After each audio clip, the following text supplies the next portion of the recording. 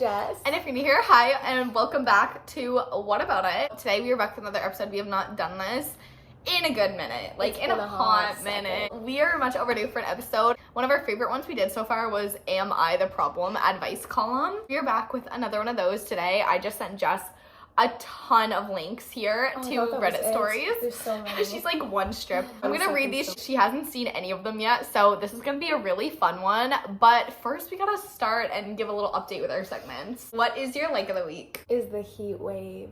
The heat wave is giving this week. We have like 30-degree temps going up to 40. It's just been so nice. We've been getting so tan. Like we are literally. That's my like of the week is the tan. I just feel so much better when I'm tan. So much more color. Outfits look cuter. Everything's better when you're tan. My like of the week was we had our first like real beach day yesterday. Like we were out at the beach for like 7 hours.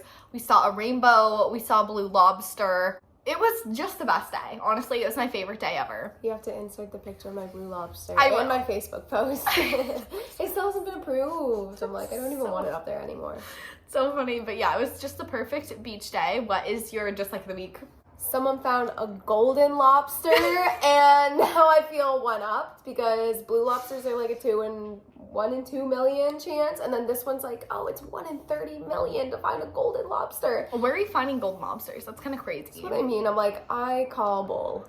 I don't believe it. Someone painted it with acrylic paint or something. It literally spray painted. I was like, no way. No way. That's my dislike of the week. Being one-upped by the golden lobster, like the golden egg. Like, are you kidding me? My dislike of the week is feeling like I'm an 80-year-old woman with the back pain from walking so much at work.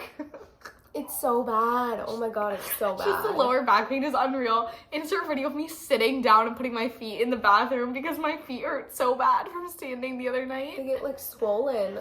Oh yeah, literally. And plus the heat, it just makes everything like 10 times worse, like more painful. Oh my god, it's unreal, but I have AC, so things are a lot better this summer than last summer. Do you have any life updates that you want to share with the podcast?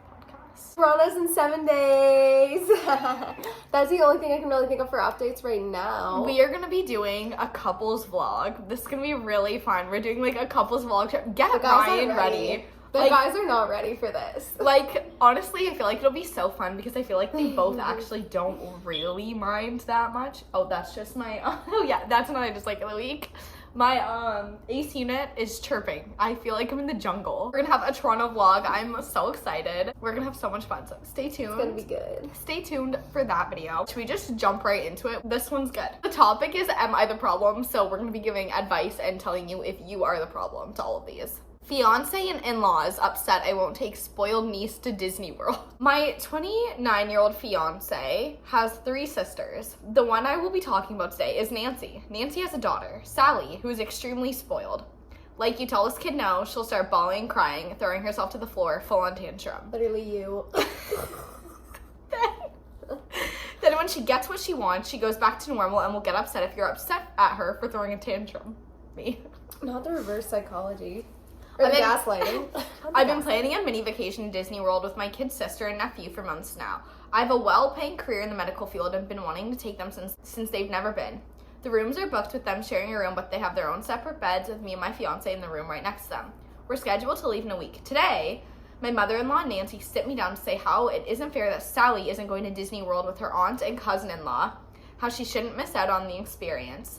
I tell her, in order to avoid a fight, that maybe next time, as everything has been booked without a way to add anyone, I add that my nephew and sister are still young, but at the age I don't have to hold their hand to eat, use the bathroom, shower. My mother-in-law then says, family sacrifices for family.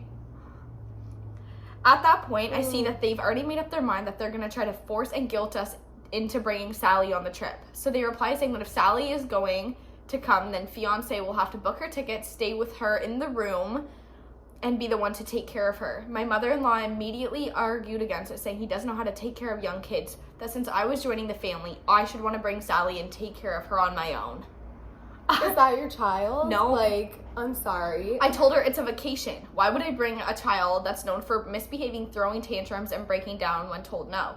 Nancy starts yelling at me, saying that her child is well behaved and that they can't afford to take her on her own, so it's our responsibility since we're already going. I told the mother-in-law, Nancy, that the whole point of me is that we can spend our time and money how we want. After some more arguing, they left. When the fiance got home from work, we talked about what his sister mother-in-law said. I don't want to take her. I want to enjoy my own time. With your own family, like, no offense, like, it's not your immediate family. So, like... That, you are not the problem. Let's be real. Spoiled. Sally is the problem. Sally, mother-in-law, and Nancy are the problem. Here? Yes. Okay, but if you were going on a trip and you were bringing 2 kids who are, like, 10 and can, like, stay in their own room and not be a bother, and then you're forced to bring a 4-year-old with that, no. honest to God... 4 and throwing tantrums? Like, she's like a child. No. Wouldn't happen because...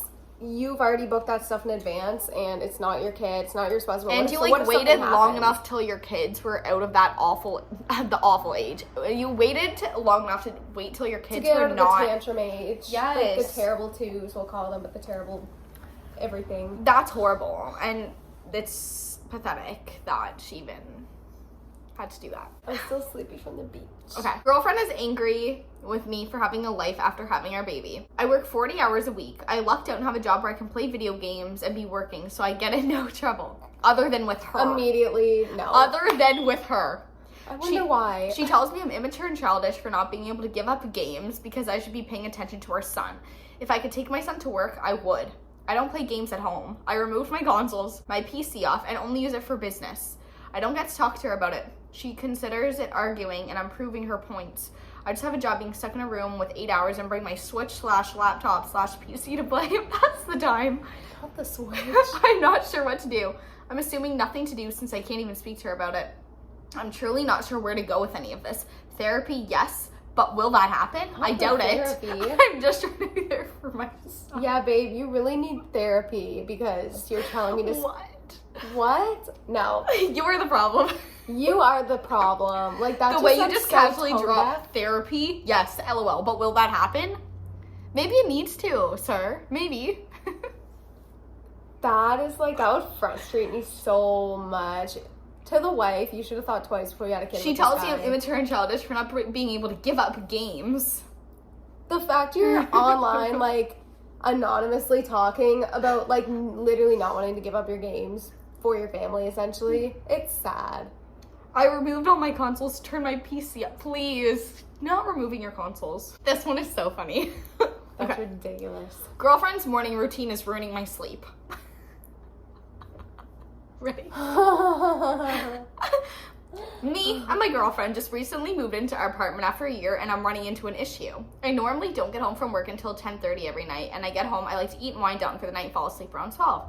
My girlfriend by this time is usually asleep because she works early and wakes up at 5 every day. The issue is that every morning when she gets up, she does her morning routine, she turns on all the lights and doesn't make any attempt at being quiet at all.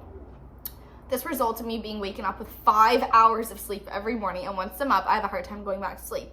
When she's done, she'll come to me and ask me to make her breakfast and chill with her before she leaves for work. With lack of sleep, I'm not a morning person. This puts me in a bad mood, and I'm not sure how to deal with it.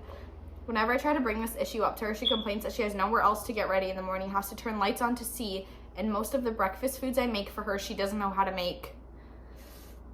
Okay, I see both sides, kind of. Like, I see, like, you know, the 5 a.m. is early if you worked, like, the night before. I do get that, but also, you know, in her... He also added in here that she's upset because they don't get to spend time together other than in the mornings. So, in his defense, though, like, other than, like, that last part that you said there, like, if he, like, needs his sleep, like, some people, like, genuinely aren't fit to be around if they don't have enough sleep, like me.